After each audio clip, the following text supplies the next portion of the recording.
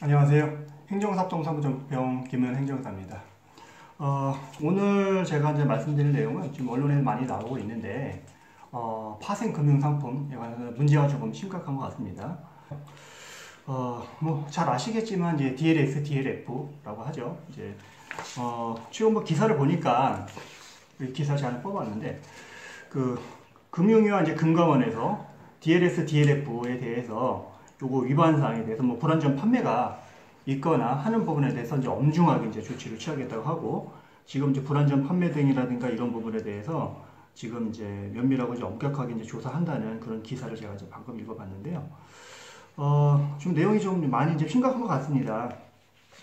그래서 요거를 좀 관련 좀 설명해 주기 전에 제가 오늘 말씀드릴 내용은 이 부분에 대해서 우리가 이제 금융 소비자로서 어떻게 이거를 좀 대응을 해야 될지, 피해를 어느 정도 어떻게 대응해야지 우리가 조금 피해를 좀 만회해야지 할지 부분에 대해서 좀 말씀드리려고 합니다. 먼저 서두로 들어가서 말씀드리면 이제 DLS, DLF 상품이 이제 어떤 건지에 대해서 좀 말씀이 좀 중요할 것 같은데, 요 상품은 이제 주요 해외 금리 연계된 이제 파생 상품이라고 이제 하는데요. 그 차이점은 이제 은행에서 이제 사모펀드 형태로 판매하는 게 이제 DLF, 그리고 증권사가 직접 판매하는 게 이제 DLS라고 합니다. 그래서 이 이제 상품들은 이제 금리가 만기까지 일정 구간인데 머물러 있으면 이제 연 3.5%에서 4% 이제 수익률을 이제 보장하지만, 일정 구간 아래로 이제 내려가 이제 손실 구간이 되게 되면 최악의 이제 원금 손실을 이제 보게 되는 그런 구조로 되어 있습니다. 그래서 특히 이제 뭐 기사 내용 여러 가지 좀 검토해 보니까 그 피해가 좀 대단하던데요. 특히 이제 그 개인 투자자가 이제 한 3,600여 명 정도 이제 투자금이 한 7,300억 원 정도가 이제 묶여 있다고 보고, 이제 만기까지 현재 금리로가 이제 유지가 되면 총 4,558억 원 어떤 손실이 이제 날 거라고 이제 예상이 되는 어떤 기사들도 있고요. 판매액이 지난해 7월 기준으로 7일 기준으로 해가지고 8,224억 원. 대단하죠? 그래서 개인 투자자가 이제 3,654명의 금액이 이제 7,326억 원이라고 합니다. 그리고 법인이 188곳 정도가 이제 투자를 했는데 그 금액이 898억 원 정도는 이제 투자했다고 합니다. 그래서 1인당 보니까 한 2억 원 정도 넘는 금액을 이제 개인들이 이제 투자를 하신 것 같고요. 그래서 이제 특히 이제 독일 국채 쪽에 좀 문제가 좀 심각한 것 같습니다. 그래서 현재 독일 국채가 가장 좀 심각을 해서 이제 금리가 0.7% 정도 진입을 해서 손실 구간에 이제 진입했다고 하는데요. 근데 이런 그 파생 상품의 그 맹점이 뭐냐면 구조가 굉장히 복잡합니다. 상품 구조가 복잡하고 원금 손실 가능성이 큰 경우이기 때문에 시중 은행이 투자자들에게 이제 위험성을 제대로 이제 알렸는지가 이제 관건인 것 같습니다. 그래서 가장 여기서 큰 관심사는 이 파생 상품을 이제 판매한 이제 금융회사들이 뭐 우리은행, 뭐 하나은행 이렇게 있는 것 같은데요.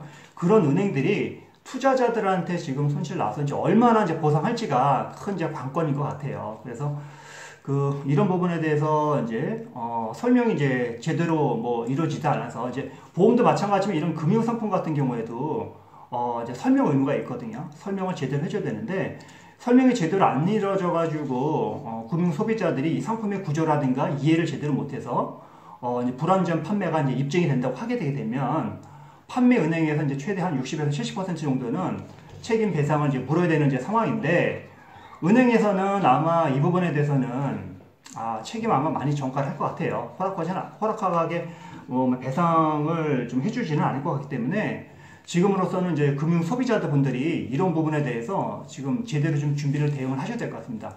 분쟁 준비를 하셔야 될 것 같은데, 그래서 이제 은행이 이제 배상 책임을 이제 제대로 부담하지 않을 거로 이제 예상이 되고요. 그렇기 때문에 이제 보통은 금융상품 같은 경우에는 이제 금감원에서는 어떤 분쟁 같은 게 종종 있으면 금감원에다가 이제 보통 금융 분쟁이 있으면 법원에 소송하기보다는 금감원에 이제 분쟁 조정 신청을 먼저 제기를 하거든요, 보통은.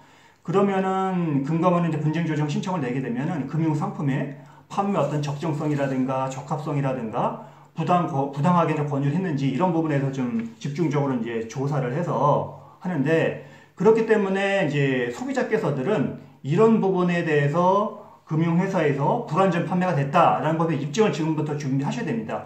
금융회사에서는 이 부분에 대해서 분명히 이렇게 나올 겁니다. 파생상품 분명하게 이 성격을 알지 않느냐. 파생상품 같은 경우에는 투자자들의 어떤 책임의 아래에 이루어지는 부분이기 때문에 그게 원칙이기 때문에 우리가 이렇게 설명해 줬으면은 소비자들이 이 상품을 선택을 했을 때 상품 구조와 손익 구조 이런 부분에 대해서 분명하게 신중하게 검토를 한 다음에 가입을 했어야지 이제 와서 이렇게 손실 났다고 해가지고 우리 금융회사에다가 책임을 물어라 하는 것들은 이거 말도 안 된다 이런 식으로 발뺌할 게 이제 뻔합니다.